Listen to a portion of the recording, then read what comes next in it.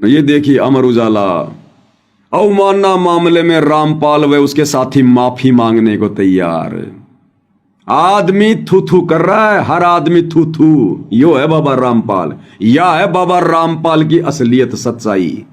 देख लो भाई, हम तो पहले ना कहते थे कि वो बाबा रामपाल दोषी है, एक नंबर का गुंडा है, एक नंबर का बुंडा है। आज इन आश्रम वालों ने ठप्पा लगा दिया कि हां बाबा रामपाल गुंडा है, बुंडा है, और बरवाला कांड में बाबा रामपाल का ही हाथ था। आज इन्होंने खुद हाई कोर्ट में ये याचिका लगवा कर वकीलों के माध्यम से देश और दुनिया में साबित कर दिया कि बरवाला कांड का दोषी ना तो हरियाणा प्रशासन, ना बीजेपी सरकार, ना मीडिया और ना जज। इन्होंने खुद आज अपनी गलती मांग ली 10 साल बाद में कि बरवाला कांड के असली दोषी बाबा रामपाल और बाबा रामपाल के भगत। भाई गुरु तो गुड़ था, चेलों ने शक्कर कर डाली। ये होता गुरु को मानुष मानना। जम के गुरु की बदनामी, जम के गुरु की बदनामी।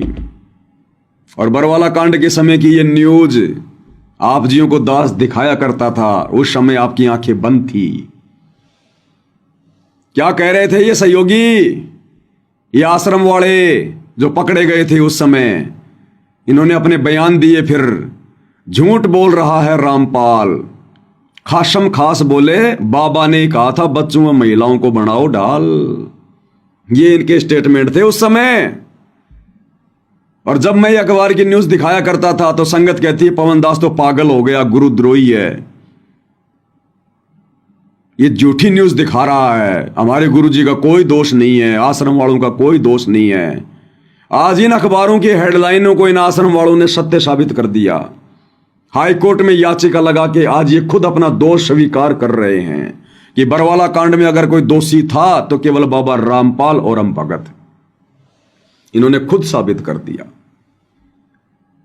अरे अगर जज के आगे रोना ही था, गिड़गिड़ाना ही था, माफी मांगनी थी, अपनी गलती स्वीकार करनी थी, तो नालायकों क्यों बरवाला कांड में तुमने 6 आत्माओं को मरवाया? क्यों भक्तों को उकसाकर, जोश दिलाकर, काले कपड़े पहना के, उनको कमांडो बना के, क्यों पुलिस वालों के सामने मरने मारने को खड़ा किया? क्यों तुमने अपने सतगुरु की देश और दुनिया में बदनामी करवाई, बेइज्जती करवाई, थू थू करवाई उनकी? अरे तुम्हारा दोगला आचरण तुम्हें ले डूबेगा। तुम एक तरफ तो देश और दुनिया में डंका पीट रहे हो, संत रामपाल जी भगवान है, भगवान है, और दूसरी तरफ तुम उनकी तरफ से ये माफीनामा कोर्ट में पेश करके और ये भी साबित कर रहे हो कि भगवान गलतियों का पुतला होता है, भगवान तो गलतियां भी करता है। और 2014 बरवाला कांड में संत रामपाल जी भगवान ने गलती कर दी थी। उस गलती की आज 10 साल बाद हमें आज पछतावा हो रहा है और हम कोर्ट के आगे माफी मांग रहे हैं। धन्य हो कलयुग के भक्तों, धन्य तुम्हारे माता पिता जिनसे जन्म हुआ, जिन्होंने गुरु को घुटनों के बल बैठने पर मजबूर कर दिया कोर्ट के आगे। अरे क्यों दुनिया में ज्ञान प्रचार कर रहे हो फिर तुम? क्यों ये डंका पीट रहे हो तुम सूखा कि हमारे गुरुजी संत रामपाल जी धर्मराज के दरबार में हमारे वकील बनकर और हमें काल की बंद से छुड़वाएंगे? अरे तुम्हारे अनुसार क्या खाक छुड़वाएंगे? तुमने तो यही संत रामपाल जी को, अपने भगवान को, जज के आगे घुटने टिकवा दिए। तो धर्मराय तो बहुत बड़ा जज है, वो तो सुप्रीम जज है तीनों लोगों का। तो वहां कैसे सतगुरु रामपाल जी जज के सामने तुम्हारा मुकदमा लड़ेंगे? वहां तुम्हें कैसे छुड़वाएंगे जब यहीं पर सतगुरु रामपाल जी ने जज के आगे घुटने टेक दिए, हार मान ली? इसको कहते हैं भाई और बहनों गुरु को मानुष मानना। काल ने क्या कहा था? जाओ जोग जीत संसारा, जीवन माने का तुम्हारा। इनकी ऐसी बुद्धि फेर दूंगा, तू कितना ही ज्ञान दे लेना, कितने चमत्कार कर लेना, तेरे को भगवान नहीं मानने दूंगा। और ये तेरे भगत ही कदम कदम पर तेरे दुश्मन बन के खड़े होंगे, कदम कदम पर तेरे दुश्मन बनकर। अब कहां गए हो नकली बाबा, जिनको तुम कह रहे हो कि बरवाला कांड इन नकली बाबाओं ने करवाया, इन जजों ने बरवाला कांड करवाया, हरियाणा की बीजेपी सरकार ने बरवाला कांड करवाया? अरे आज कहां गए तुम्हारे बोल वचन, तुम्हारे स्टेटमेंट? आज तुम लोगों ने खुद ये साबित कर दिया कि बरवाला कांड तो बाबा रामपाल ने करवाया और हम भक्तों ने किया और कोई दोषी नहीं है बरवाला कांड में।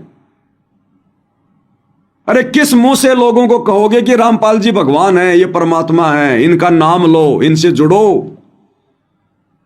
हमारे गुरुजी सत्संग सुनाकर गलतियां छुड़वाते हैं, बुराइयां छुड़वाते हैं, और तुम खुद कह रहे हो कि हमारे गुरुजी तो खुद ही गलती करते हैं।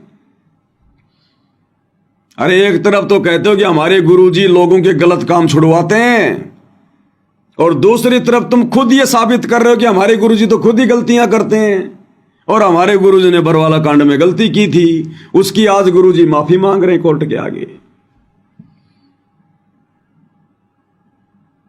भाई और बहनों, एक सत्संग में गुरुजी ने बताया एक आदमी को सजा हो गई, उसको दोषी करार दे दिया गया, और जिस दिन उसको सजा सुनानी थी उस दिन उसको राजा के सामने पेश किया गया।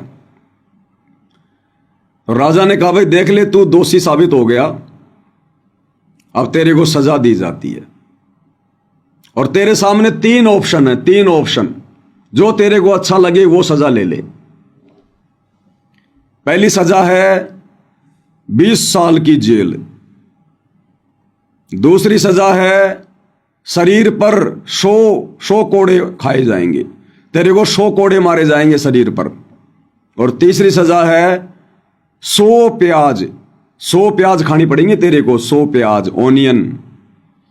तो उस आदमी ने देखा भैया 20 साल की सजा तो बहुत लंबी है, 20 साल में तो मैं मर लूंगा, परिवार से दूर रहूंगा, इससे अच्छा है प्याज खा ले, कोरड़े खाऊंगा उससे भी दर्द होगा, ऐसा करता हूं 100 प्याज खाने की सजा ले लेता हूं। तो बोला जी मैं 100 प्याज खा जाऊंगा, 100 प्याज खा लूंगा मैं। बोला भाई खा ले। उसके सामने प्याज लाके रख दी टोकरी में। अब भाई और बहनों, उसने 10 प्याज खाई, बड़ी मुश्किल से 12 खाई होंगी, 15 खाई होंगी, आंखों में आंसू आ गए, पेट भर गया, उल्टी आने को हो गई। बोला भाई साहब प्याज नहीं खाई जाती। तो बोला भाई 100 कोरड़े खा ले। हाँ बोले कोरड़े खा लूंगा 100। फिर लगे राजा के सिपाही मारने उसके कोरड़े। अब कोरड़े ऐसे थोड़े खाए जाते हैं, 2 कोरड़े लगते तो घोड़ा नीचे जमीन पर पड़ जाए। तो भाई ने 5-10 कोरड़े खाए, इतने में रो भाई मर गया मर गया मर गया, भाई माफ करो माफ करो, मैं तो 20 साल की सजाई भोग लूंगा, मैं तो 20 साल की सजाई भोग लूंगा। तो परमात्मा कहते हैं उस नालायक ने 100 प्याज भी, उसने वो प्याज भी खाई, शरीर पर कोरड़े भी खाए, और अंत में सजा वही भोगनी पड़ी जो सजा उसको राजा ने दी थी। वो सीधे सीधे 20 साल की सजा को स्वीकार कर लेता तो ना तो उसको प्याज खानी पड़ती, ना उसको कोरड़े खाने पड़ते। तो ये सतलोक आश्रम मैनेजमेंट हरियाणा वाले, अरे बरवाला कांड के समय अगर तुम सीधे सीधे कोर्ट में चले जाते और जो गलतियां तुम लोगों ने की थी अगर उन गलतियों की तुम माफी मांग लेते तो आज ना तो 10 साल की सजा भोगनी पड़ती, ना जेल में बैठना पड़ता, ना देश और दुनिया में बदनामी होती, ना कोई थूथू होती। और ये सारे काम तुमने करवा लिए और उसके बाद तुमने उसी विधि से, जो विधि कोर्ट ने तुम्हें शुरू में बताई थी कि भाई माफी मांगनी पड़ेगी, अंत में तुमने वही किया फिर उस आदमी की तरह कि साहब हम बरवाला कांड के दोषी हैं। अरे पहले ही मान लेते अपनी गलती, वो आदमी पहले 20 साल की सजा को स्वीकार कर लेता तो ना तो कोरड़े खाने पड़ते ना प्याज खानी पड़ती। तो तुम बरवाला कांड में ही कह देते कि साहब ठीक है हमारे से गलती हो गई साहब, हमने झूठे मेडिकल लगा दिए गुरु को मानुष मानकर, हमने गुरु को सलाह दी, गुरु को शिक्षा दी कि जैसा हम कहें तुम वैसा ही करो, गुरुजी हम संभाल लेंगे अपने आप सारा सब कुछ। अगर उसी समय तुम माफी मांग लेते, अपनी गलती स्वीकार कर लेते और सीधे सीधे सतगुरु रामपाल जी को कोर्ट में ले जाते तो आज ये नौबत ही नहीं आ जाती। कोर्ट में तो फिर भी तुम्हें लेके जाना पड़ा और अंत में तुमने वही किया, अंत में माफी मांगनी पड़ी तुम्हारे को। आज तुम लोगों ने यह साबित कर दिया कि संत रामपाल जी कोई भगवान नहीं है, कोई परमात्मा नहीं है, हमारे जैसा 2 कोड़ी का जीव है जिसने बरवाला कांड में गलती करी। और एक जज के सामने, एक व्यक्ति के सामने, और भगवान को भी हाथ जोड़ने पड़ रहे हैं, जमानत की भीख मांगनी पड़ रही है। अब इससे ज्यादा गुरु को मानुष और क्या मनवाओगे तुम नालायको? अपना जीवन बर्बाद कर लिया तुम लोगों ने अपना जीवन बर्बाद कर लिया ये याचिका लगवा कर तुम लोगों ने। अरे जब एक एक करके सभी मुकदमों में संत रामपाल जी बाइज्जत बरी हो रहे हैं तो तुम्हें इतनी जल्दबाजी क्या हो रही थी? अरे माफी मांगनी थी तो तुम लोग मांगते। संत रामपाल जी को क्यों भिखारी बनाया कोर्ट का? उन्होंने क्या गलती करी थी? क्या गलती करी संत रामपाल जी ने? माफी मांगनी थी तो तुम लोग मांगते। दोषी तुम हो भाई। और तुम क्या सोच रहे हो? तुम्हारे इस प्रकार से माफीनामा पेश करने से, गुरुजी को जमानत के लिए जज का भिखारी बनाने से, या कोर्ट में जाकर माफी मांग लेने से जमानत हो जाएगी? कभी नहीं होने वाली, कभी नहीं होने वाली। तुम कितना ही घटिया तरीका अपना लो, इस विधि से संत रामपाल जी जेल से बाहर नहीं आएंगे।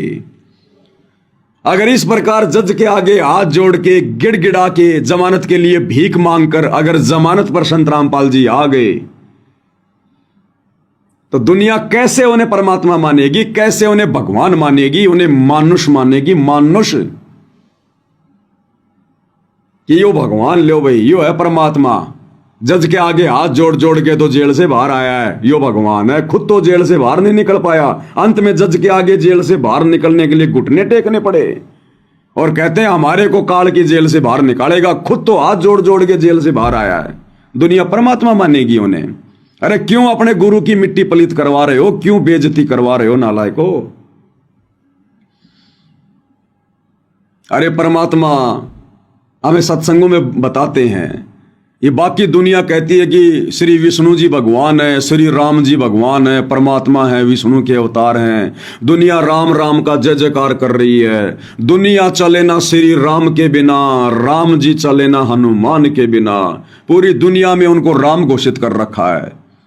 अब सतगुरु रामपाल जी ने आके असलियत बताई कि जब राम रावण युद्ध में, और जब रामचंद्र जी की पूरी सेना को, रामचंद्र जी को, हनुमान जी को, सबको नागफास में बांध दिया। एक सिद्धि होती है नागफास। रावण ने सबको नागफास में बांध दिया। चारों तरफ उनके सरप लिपट गए, उनको बांध लिया जैसे रस्सी से बांध देते हैं, और बेबस हो गए, लाचार हो गए सारे के सारे। उस समय रामचंद्र जी ने अपने वाहन उस गरुड़ पक्षी को याद किया। वो गरुड़ पक्षी आया, अपनी सिद्धि से बहुत सारे गरुड़ उत्पन्न हो गए और सब ने अपनी उस नुकीली चोंच से उन सर्पों को काट काट के, और जो राम जिसके विषय में कहते थे कि दुनिया चले ना श्री राम के बिना, उस राम को बंधन मुक्त करवाया, उसकी जमानत करवाई उस राम की, रावण की कैद से, सिद्धि से, नागफांस से। और आज जिसकी झूठी महिमा बनी हुई थी आज दुनिया के सामने आ गई। और परमात्मा कहते हैं बंधन काटे विपत में और कठिन कियो संग्राम। यानी रावण ने रामचंद्र जी को नागफांस में बांधकर युद्ध को और ज्यादा रामचंद्र जी के लिए वो कठिन बना दिया। बंधन काटे विपत में कठिन कियो संग्राम। और वो बंधन किसने काटे? रामचंद्र जी को विपत्ति से मुक्त किसने किया? उस गरुड़ पक्षी ने। तो परमात्मा कहते हैं दुनिया वालों अब तो आंखें खोलो, राम कौन है? बंधन काटे विपत में कठिन कियो संग्राम, चिन्ह रे नर प्राणियों, वो गरुड़ बड़ो के राम। वो गरुड़ बड़ा हुआ या वो तुम्हारा राम बड़ा हुआ, जिस राम के बंधन भी उस गरुड़ पक्षी ने काटे। तो ये दुनिया आने वाले समय में यदि इस प्रकार से जजों के आगे घुटने टेक कर भीख मांग मांग के अगर सतगुरु रामपाल जी जमानत पर आ गए तो ये दुनिया वाले कैसे सतगुरु रामपाल जी को राम कहेंगे? कैसे भगवान कहेंगे? कैसे परमात्मा कहेंगे? जिस प्रकार आज हम उस रामचंद्र जी को भगवान नहीं कह रहे कि अगर वो इतना बड़ा भगवान था तो अपने बंधन खुद काटता, उस गरुड़ पक्षी के आगे हाथ जोड़ने की क्या जरूरत पड़ी? तो इसी प्रकार कल को ये दुनिया थूकेगी भक्तों के मुंह पर जो ज्ञान प्रचार करेंगे और नफरत करेगी संत रामपाल जी से कि ये काहे का भगवान, ये काहे का परमात्मा। इसके बंधन तो उस जज ने जमानत पर साइन करके काटे। वो जज ने जमानत देकर इस तुम्हारे भगवान को जेल से रिहा किया, मुक्त किया। ये काहे का भगवान है? इतना बड़ा भगवान है तो अपने बंधन खुद काट लेता। भगवान तो 100 तरीके अपना ले अपनी जमानत करवाने के, जेल से बाहर आने के। ये काहे का भगवान है जिसको जजों के आगे घुटने टेकने पड़ रहे हैं, नाक रगड़ना पड़ रहा, भीख मांगनी पड़ रही है कि मैं अपनी गलती स्वीकार करता हूं, मुझे पछतावा है मेरी गलती पर, मुझे जमानत दे दो। कैसे ये दुनिया इनको परमात्मा मानेगी? तो नहीं आने वाले भाई, नहीं आने वाले। ये जजों के जज हैं, सर्व सृष्टि रचनहार है। तुम्हारे मानुष मान लेने से इनकी मानता पर कोई प्रश्न चिन्ह नहीं लग जाता, इनकी महिमा में कोई कमी नहीं आ जाएगी। अरे तुमसे तो ये काल करवा रहा है सब कुछ, इनकी छवि को धूमिल करवाने के लिए, इनका नाम और इनका ज्ञान मिट्टी में मिलवाने के लिए, इनकी महिमा को मिट्टी में मिलाने के लिए। लेकिन तुम्हारे इन कुप्रयासों से, काल प्रेरणा से कुछ नहीं होने वाला। ना तुम्हारी चलेगी, ना तुम्हारे बाप उस काल की चलेगी। जो तुम ये जितने भी कुप्रयास कर रहे हो ना, कुबुद्धि वाले काम कर रहे हो ना, तुम गुरु को मानुष मनवाने वाले, गुरु की बेइज्जती करवाने वाले, ये नहीं चलेंगे। तुम्हारे सारे हथकंडे फैल होंगे। ये वो तुम्हारे हिसाब से नहीं आएगा, वो अपने हिसाब से आएगा।